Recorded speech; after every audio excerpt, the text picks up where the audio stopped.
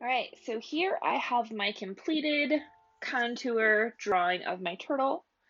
I can look at my image and decide if there's any last minute adjustments I want to make or anything I need to change. And then when I'm set, I am going to go ahead and erase the grid lines as best as you can, which is why we drew them light in the first place, which I know is tricky. And some people actually, I could have said this earlier, but some people find it helpful to actually erase as they go, which, you may figure that out on your own a little bit. But otherwise, the other thing I'll say too is some of the lines are going to be blended with the shading. So, for example, like this area is really, really dark. So, like this line coming through here, that, like, I don't even need to worry about this too much, to be honest with you, because this will all be really dark too. It's especially like in the light areas, you want to try to get rid of that grid as best you can. And again, that's just why it's helpful to draw the grid light to begin with.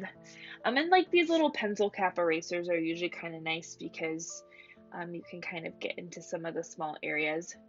And some of the other bits of the grid, I'll just kind of erase even more thorough as I start to shade if some of the shading doesn't kind of get rid of it. So I know it's a little obnoxious to have to go back and erase that grid, but one of those things, you just got to do it. So after you are to this point, you are ready to start shading. Now, as far as shading goes, you of course have your 2H pencil, your HB, your 2B, your 4B, and your 6B. So you have your 5 pencils. We've talked about different methods for shading, layering, pressure, all that good stuff. So as far as style goes for shading, you can choose one of the different styles like cross-hatching, stippling, scumbling, scribbling, combination. That's really up to you how you want to shade, but your goal is you want to try to match the values. So when we're looking on this turtle, like in the background, for example, right here, I've already talked about this spot, but where it's really, really dark here, I want it to be really, really dark here. Where it's light in some of these areas, I want it to remain light.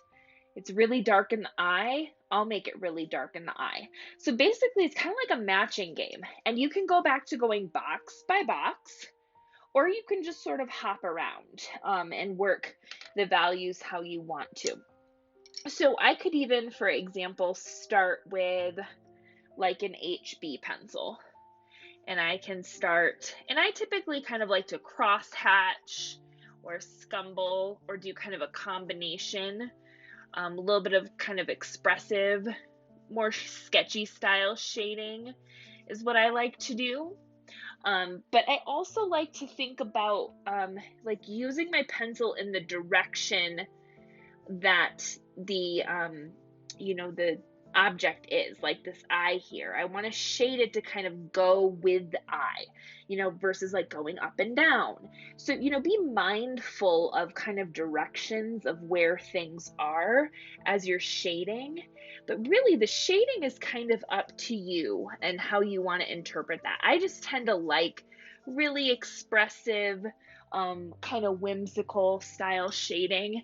I'll just show you a little example here too. Don't mind the Google eye. This buddy drawing has a Google eye on it, but you can kind of see here like some of my shading. It's a little bit kind of scribbly and scratchy and loose, but we're still seeing lights and darks, just like we're seeing here. So how you choose to shade, you can really interpret that how you want to and have fun.